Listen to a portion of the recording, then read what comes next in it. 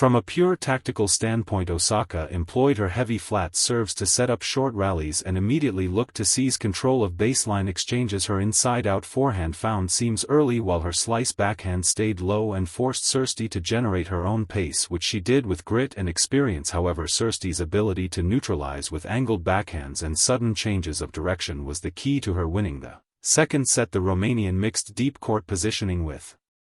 delicate drop-shot transitions that tested Osaka's forward movement and defensive balance, yet Osaka's mental strength and capacity to re-engage her tactical identity helped her break early in the deciding set, inspiring the crowd to roar to life. That tactical shift was not just about attacking the net more or serving with greater intent, it was about Osaka recognizing the need to take control of points earlier and shorten rallies where Cîrstea's finesse could flourish. Newer fans might not see why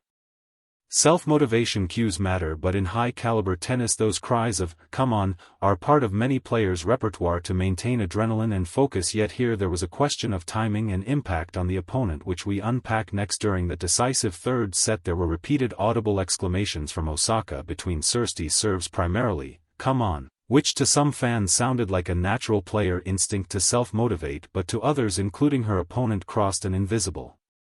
boundary of fair play. Cîrstea at one point approached the chair umpire to inquire if such vocalizations were permitted before serving a second ball. The umpire clarified that as long as the vocalization did not occur once her service motion had begun, it was not a hindrance within the letter of the rules. Nevertheless, this exchange laid bare the tension between the regulatory framework and the unwritten etiquette that many players uphold. After the match, when Osaka asked Cîrstea what the cold handshake had been about, the Romanian responded sharply, suggesting that fair play had been violated, and the handshake itself became symbolic of a deeper dispute about behavior on court. This moment highlighted that tennis, even with its strict rulebook, still relies on shared understandings of respect, professionalism and mutual consideration between competitors. In the hours after the match, former world number 1 and 18-time Grand Slam champion Martina Navratilova came forward with a clear assessment, saying that players cannot be talking out loud between an opponent's first and second serves. In her view, that crossed the line of proper tennis etiquette, and between points where the rhythm of competition hangs on concentration and silence, that's where she drew the line and offered a thoughtful reminder that tradition matters even as the game evolves. Similarly, Lindsay Davenport, another multiple Grand Slam champion, described the behavior as something you simply don't really do at this level. She emphasized that while self-motivation is vital to performance, it traditionally happens in ways that do not involve verbalizing between an opponent's serves. Perhaps the most fascinating aspect of these evaluations is that they spotlight the difference between rule compliance and cultural norms within tennis, and they underscore that a behavior might be technically allowable yet still raise questions among seasoned observers and former champions about respect and the integrity of the competitive space. In her immediate on-court interview, Osaka's reaction appeared somewhat dismissive, saying that it was about many come-ons and implying that Cîrstea's frustration might simply be emotional given it was the Romanian's last Australian Open appearance. Yet later at her full press conference, Osaka walked back her initial tone and offered an apology, acknowledging that her first comments may have come off as disrespectful. She explained that her exclamations were aimed at self-motivation and never meant to distract her opponent or be taken personally, though she admitted to confusion in the moment and the complexities of balancing competitive instinct with awareness of opponent perception, which makes her reflections valuable for players and fans alike who seek to understand how elite athletes navigate pressure and interpersonal dynamics on the biggest stages of our sport. It is critical for viewers and aspiring players to distinguish between the written rules of tennis and the cultural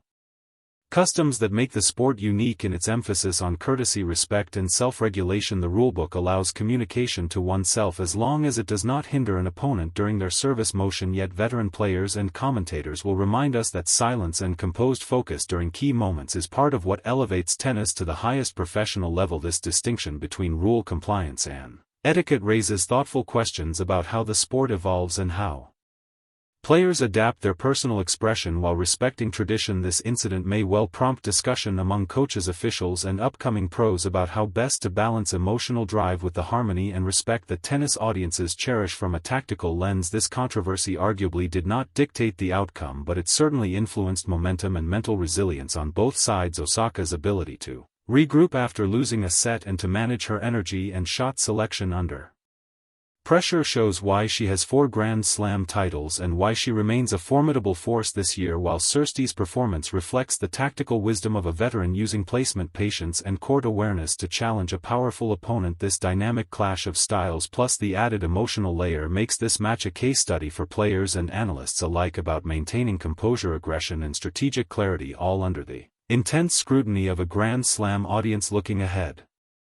Osaka now moves on to face Australian qualifier Madison Inglis in the 3rd round with renewed focus and perhaps a deeper understanding of how her emotional expression is received on court, while Cîrstea's farewell tournament continues with dignity and reflection. This entire episode invites fans to think about how tennis manages competitive expression, discipline and respect, a conversation that has implications for coaching, youth players cultivating mindset, preparation and even how future rules might evolve. This is a moment where sport and culture intersect, and every stakeholder from fans to broadcasters now has an opportunity to contribute to that evolving narrative. From our vantage at Lareum, this moment at the Australian Open is more than a headline, it's a microcosm of tennis itself, a sport rich in tradition that simultaneously pushes the boundaries of athletic expression, tactics and personal identity. The Osaka-Cîrstea clash reminds us that every shout, every stance and every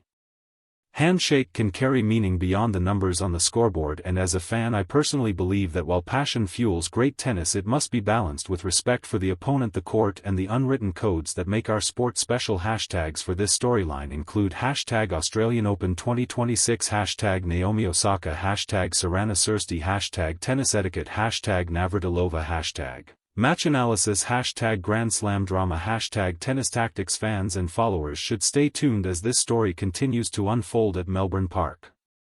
where every serve, every rally and every exchange tells us something about the heart of tennis.